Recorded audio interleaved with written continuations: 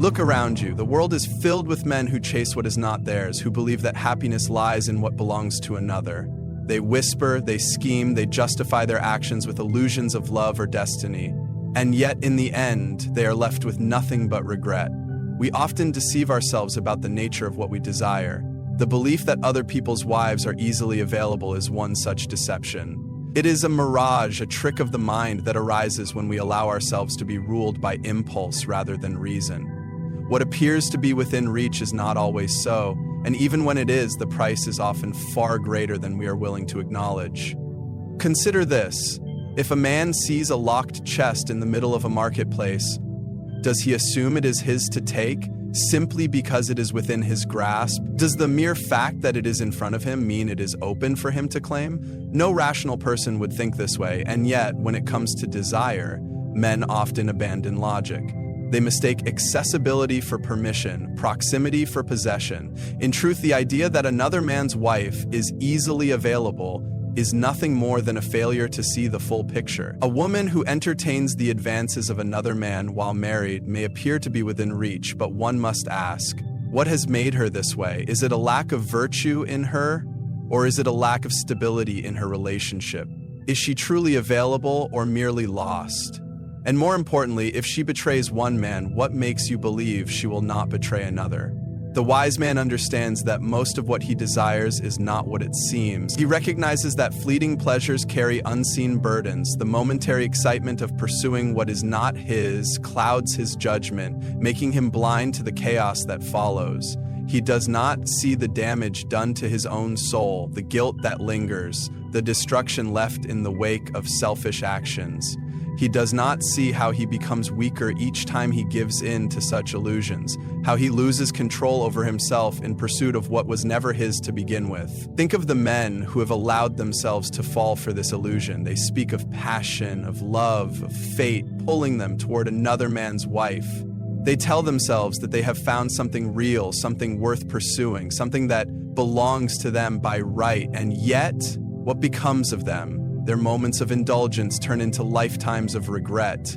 They're forced to lie, to sneak, to justify their actions to themselves and to others. And in the end, what do they truly gain? A temporary thrill at the cost of their own peace, a brief moment of satisfaction that leaves behind a trail of suffering. A man ruled by desire is a man who is easily manipulated. He sees something he wants and believes it must be his. He mistakes availability for destiny, assuming that because an opportunity exists, it must be seized. But the wise man does not think this way. He sees temptation for what it is, a test, a challenge, a moment in which he can either prove his strength or expose his weakness. If you were to walk through a marketplace and see a merchant offering you gold for a handful of dust, would you not suspect a trick? Would you not question why something so valuable is being given away so cheaply? And yet, when a man sees another's wife seemingly available, he does not question what is wrong with the situation. He does not stop to consider that what is easily gained is often worth little, and what is given too freely is often a trap. A wise man does not allow himself to be fooled by appearances.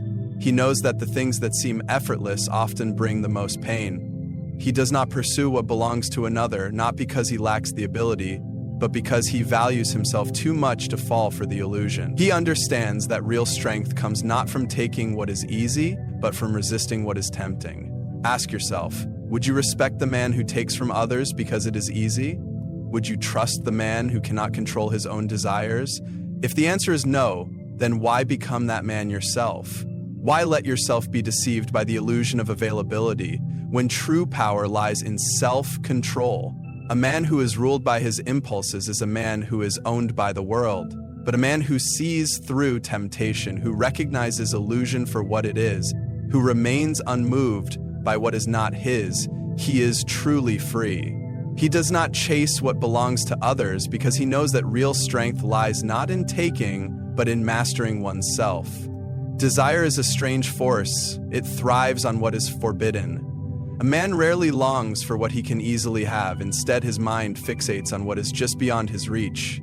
The more something is off limits, the more it calls to him. He mistakes this longing for love, passion, or fate, but in truth, it is nothing more than a trick played by his own undisciplined mind. Consider how often people value something simply because it is scarce. Gold, though just metal, is treasured because it is not found in abundance. The same is true of desire. When a man sees another's wife, he is not simply drawn to her beauty or character. He is drawn to the idea that she is not his. He believes that if she belonged to him, she would bring happiness. He convinces himself that her husband's possession of her makes her more valuable, as if her worth is increased by her inaccessibility. But the moment she becomes his, the illusion shatters. She is no longer rare, no longer a mystery, no longer a conquest. And so his desire fades. This is the nature of the undisciplined mind. It does not seek love, nor companionship, nor virtue. It seeks the thrill of obtaining what is denied. But the thrill is temporary, and once the chase is over, discontentment returns. Many men fall into this trap, believing they are searching for something meaningful, when in reality, they are only chasing shadows. It is foolish to think that because a woman is married, her attraction to another man is proof of deep connection or hidden destiny. Some believe that if she is willing to betray her vows, it must mean she was never truly meant to be with her husband. But such thinking ignores a simple truth. If she can betray one man, she can betray another. If she is drawn to you today, she may be drawn to another tomorrow. Her actions are not proof of your significance in her life, they are proof of her nature. The wise man does not allow himself to be deceived by such illusions. He sees that what he desires is not love, but conquest. He recognizes that novelty always fades, and that what seems exciting today will become ordinary tomorrow. He understands that his emotions are unreliable guides, pulling him toward what he should resist. If a child reaches for fire, thinking it to be a beautiful light, do we not stop him? Do we not tell him that what appears alluring can also destroy? And yet grown men act no wiser than children when they pursue what is not theirs. They see only the beauty of the flame, not the burns it will leave. A man who is controlled by desire does not own himself. He is ruled by external forces, by the sight of a woman, by the feeling of temptation, by the illusion of something better. He cannot be trusted even by himself because he does not know when he will next be led astray. The moment he allows himself to believe that another's wife is meant for him, he has already lost.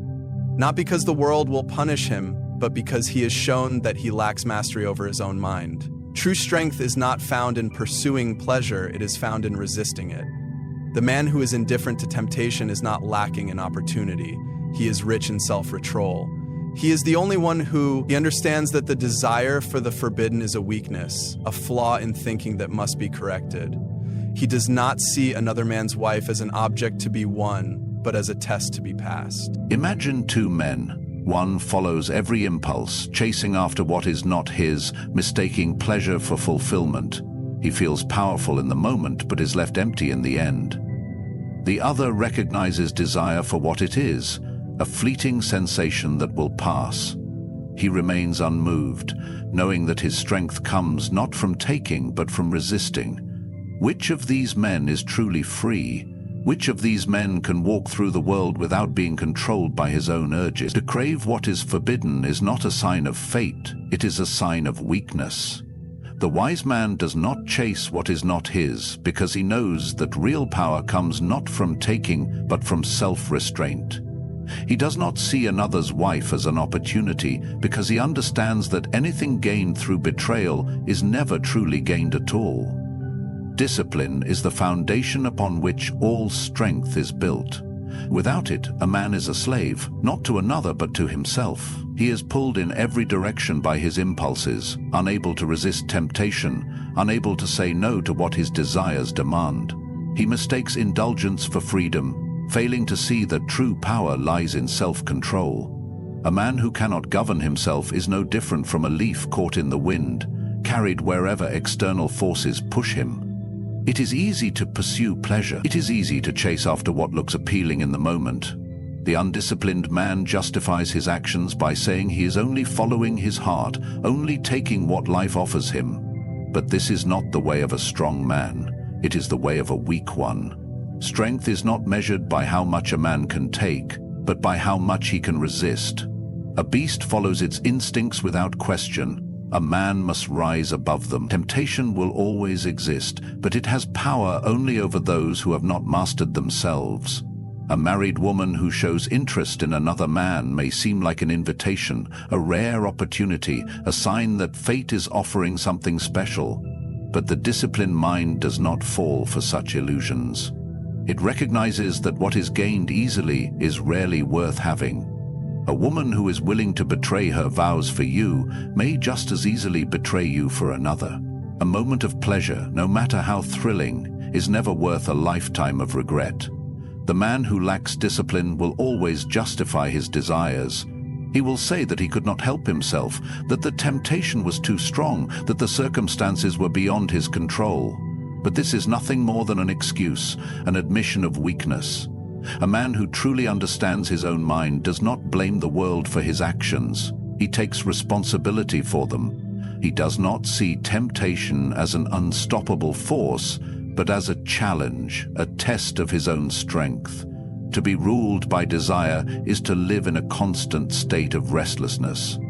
The man who always chases pleasure will never be satisfied because he does not seek fulfillment, only distraction. He believes that if he can just have this one thing, this one woman, this one forbidden pleasure, then he will be content. But desire is never satisfied. Once one craving is fulfilled, another takes its place. The more a man indulges, the more he needs, until he is no longer in control of his own life. But the man of discipline understands a different truth. Peace comes not from chasing pleasure, but from mastering desire. He knows that what is tempting today will be meaningless tomorrow. He does not waste his energy on what does not belong to him, because he understands that true fulfillment is found in self-control, not in indulgence. He does not measure his strength by how much he can take from the world, but by how much he can resist.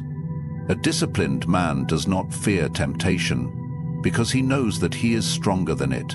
He does not need to avoid situations or make excuses. He simply does not allow himself to be controlled by passing urges. He is not easily swayed, not easily deceived, not easily led astray. He walks through the world with clarity, seeing things as they truly are, unaffected by the illusions that trap weaker men. Imagine a warrior standing in battle. If he throws down his shield at the first sign of struggle, if he surrenders to the enemy because fighting is difficult, is he worthy of respect? No. Strength is found in endurance, in the ability to stand firm even when the enemy presses forward. The same is true of a man who faces temptation. If he falls at the first sign of desire, if he gives in simply because it is easy, he has lost the battle before it has even begun. But the man who holds his ground, who remains unmoved by the desires that control lesser men, he is the one who is truly strong. He does not seek out temptation, but when it comes, he is prepared. He knows that desire is nothing more than a passing storm, and that if he stands firm, it will pass. He does not need to prove his strength to others, because he has already proven it to himself. A life without discipline is a life without direction. The man who follows every impulse will always be at the mercy of his desires, never truly free. But the man who has mastered himself, who can look temptation in the eye and remain indifferent, he is the one who is truly in control. He does not chase what is not his, because he understands that real strength is not found in taking, but in resisting. Every action has a cost, though it may not always be immediately visible. The man who indulges in his impulses may believe he is gaining something, pleasure, excitement, a sense of conquest, but in reality he is only borrowing against his own peace. What is taken in a moment of weakness is always repaid in suffering. The man who chases after what is not his, believing he has found something valuable, will soon discover that he has only invited destruction upon himself. It is easy to be blinded by desire. When a man sees another's wife, and she seems within reach, he does not think of the consequences, only the reward. He tells himself that this moment of pleasure will be worth it, that it is harmless, that he deserves it, but he is deceived. He forgets that every pleasure comes at a price, and that the debts of indulgence are always paid in full. The cost is not always immediate, nor is it always external. Some men think they can take what they want and walk away untouched, but the greatest wounds are often the ones that do not bleed. guilt, shame, and regret may not appear at once, but they will come. A man may silence them for a while, convincing himself that what he did was justified, but deep down he knows the truth. He knows he has acted dishonorably. He knows he has taken what was not his to take, and no matter how much he tries to push these thoughts away, they will always be there, waiting in the quiet moments when he is left alone with himself. A man who betrays his own principles does not just damage others. He damages him. Every time he gives in to his impulses, he weakens his own character. He teaches himself that he is a man who cannot be trusted, even by himself. He may hide his actions from the world, but he cannot hide them from his own mind. He will always know what he has done, and he will always carry the weight of it. Some men believe they can escape consequences through secrecy. They tell themselves that as long as no one finds out, there is no harm done. But this is another deception. The harm is not just in being caught, it is in the act itself. The man who lies and sneaks, who must constantly watch his own back, who lives in fear of exposure, what kind of life is that? He may believe he is free, but he has made himself a prisoner, shackled by his own choices. Beyond the damage to himself, he must also consider the damage he causes to others. A wife who betrays her husband does not do so alone. She is encouraged, aided, and emboldened by the man who pursues her. He is not an innocent bystander. He is a willing participant in her disloyalty. And in doing so, he does not only betray another man, he betrays the very foundation of trust and commitment. He weakens the bonds that hold relationships together, spreading chaos in the pursuit of selfish pleasure. What does he gain in return? A fleeting moment, nothing more. The excitement that burns bright for a short time but leaves behind only ashes. And when it is over, what remains? A woman who was willing to betray her vows. A sense of victory that quickly turns to emptiness. A temporary pleasure that leads to lasting consequences. True wisdom lies in seeing beyond the immediate. A strong man does not ask, "What will I gain?" He asks, "What will this cost me?" He does not think only of the moment, but of the years that follow. He understands that what seems pleasurable today may bring suffering tomorrow, and that no temporary indulgence is worth sacrificing his integrity, his peace, and his honor. A man who values himself does not take what is not his, because he understands that true strength is not found in taking, but in restraint. He does not allow himself to be ruled by desire, because he knows that the cost of indulgence is always greater than the pleasure it brings. He does not waste his life chasing after what will only bring regret. Instead, he chooses discipline, self-respect, and the peace that comes from knowing he has acted with wisdom rather than weakness. No man who betrays himself can ever truly be happy. He may smile, he may laugh, he may pretend that he is free from consequence, but inside he knows the truth. He knows what he has lost, and he knows that it was never worth the price. The mind is the master of all things. A man who has not gained control over his own thoughts and emotions is like a ship without a rudder, tossed and turned by every wave of desire, every passing temptation. He believes he is making choices, but in reality he is simply reacting, pulled toward whatever pleases him in the moment, unable to resist, unable to stand firm. Such a man is not free. He is a slave, not to another person, but to his own impulse. True mastery is not found in indulgence, but in control. A man who cannot govern his own mind will always be at the mercy of the world. He will be swayed by temptation, distracted by pleasures, led astray by the illusion of something better. He will mistake impulse for destiny, believing that just because he desires something he must pursue it. But the disciplined man understands that not all desires are meant to be followed. He recognizes that just because something appears within reach does not mean it is worth taking. A woman who belongs to another may seem like an opportunity, a prize to be won, a secret pleasure to be enjoyed. The mind whispers excuses. She wants me. We are meant to be. This is different. But these are just illusions, tricks of a mind that has not yet been mastered. The wise man does not allow himself to be deceived by such thoughts. He sees them for what they are, passing urges, fleeting distractions, nothing more. He does not entertain them because he knows that to do so is to open the door to weakness. Emotional control is the key to a life of strength and stability. A man who can master his mind is unshaken by temptation. He does not struggle against desire because he does not give it power over him in the first place. He recognizes that feelings come and go, that temptation is temporary, and that his actions must be guided by principle, not by impulse. He does not see a married woman as an object of pursuit, because he understands that pursuing her would only bring dishonor to himself. To be ruled by emotions is to be constantly at war with one's self. The man who cannot control his thoughts will find himself tormented, desiring what is not his, envying what others have, chasing pleasures that bring only regret. He will be restless, never satisfied, never at peace. But the man who has mastered his mind walks through the world with clarity. He is not distracted by illusions, not fooled by false desires, not weakened by passing temptations. He sees the world as it is, not as his impulses would have him see it. This is the difference between strength and weakness. The weak man believes he must act on every desire, that resisting is too difficult, that he is helpless against temptation. But the strong man knows that discipline is the path to true freedom. He does not see restraint as a burden, but as a source of power.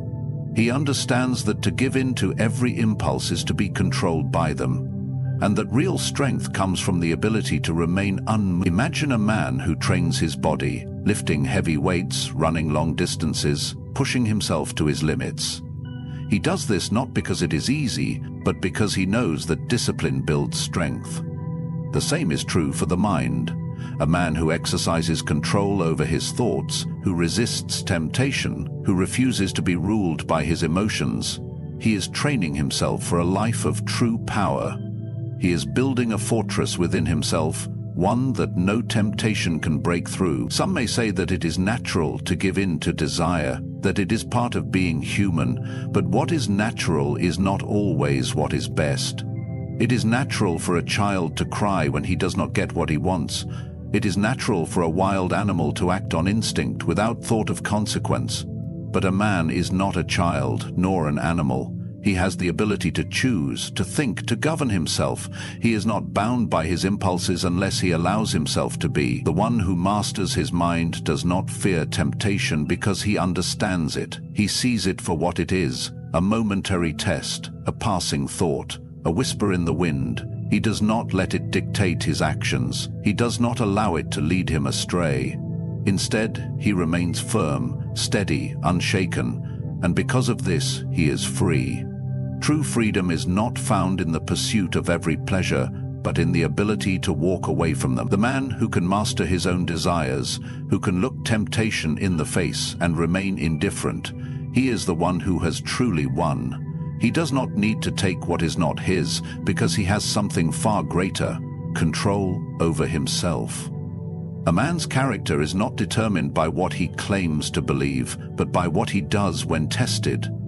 It is easy to speak of virtue, to admire discipline in others, to acknowledge the importance of self-control, but when faced with temptation, many abandon these ideals and give in to their impulses.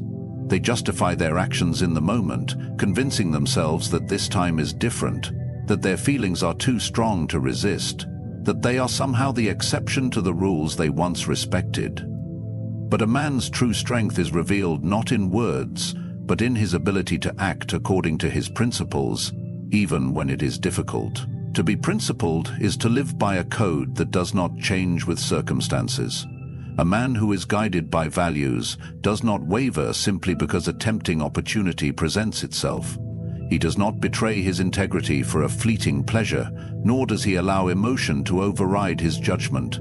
He understands that discipline is not something to be practiced only when it is easy. It is a way of life, a commitment to something greater than momentary satisfaction. Some believe that taking another man's wife is a sign of power, a conquest, proof of their desirability, but in reality it is the opposite. It is a sign of weakness, an inability to master oneself, a failure to resist what is easy. True power is found in self-restraint, in the ability to walk away from what is not yours, in the strength to remain firm when others would fall. The man who thinks himself powerful because he can take what he desires is no different from a thief who steals because he is too weak to earn his own fortune. Every decision a man makes shapes who he becomes. Each time he acts with discipline, he strengthens his character. Each time he gives in to weakness, he weakens himself. There is no action without consequence. A single betrayal, a single moment of indulgence can set a man on a path he never intended to walk. The man who convinces himself that a small compromise in his integrity is harmless will soon find himself making larger ones. Before he knows it, he is no longer the man he once was. His principles have eroded, and he has become ruled by desire rather than by reason. What is gained by pursuing another man's wife? A brief thrill, an illusion of victory, a moment of excitement.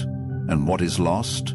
Honor, peace, trust, and the ability to look at oneself without shame. A man who betrays his principles for a fleeting pleasure will find that the pleasure disappears, but the consequences remain. The woman he chased will move on, the excitement will fade, and all that will be left is the knowledge that he gave up something valuable for something meaningless. It is not enough to know what is right. It is not enough to understand the dangers of indulgence. A man must act on this knowledge, must choose discipline over temptation, must live according to the principles he respects. He must hold himself to a higher standard, not because others demand it, but because he demands it of himself. This is what separates the strong from the weak. The weak man follows his impulses wherever they lead him. The strong man remains steady, unmoved by the distractions of the world, focused on something greater than immediate gratification. He understands that real fulfillment does not come from taking what is easy, but from mastering himself, from walking a path of integrity, from building a life based on principles rather than desires. A life lived without discipline is a life without direction. The man who is controlled by his impulses will always be at their mercy. He will chase after pleasures that leave him empty, make decisions that bring regret, and find himself lost, wondering why he never found peace. But the man who masters himself, who stands firm in his principles, who refuses to be swayed by temptation, he is the one who is truly strong, truly free, truly fulfilled. The test of character is not in the easy moments, but in the difficult ones. A man proves who he is by what he does when no one is watching, when no one will hold him accountable but himself. In these moments he must choose between discipline and indulgence, between strength and weakness, and in that choice he defines the man he becomes.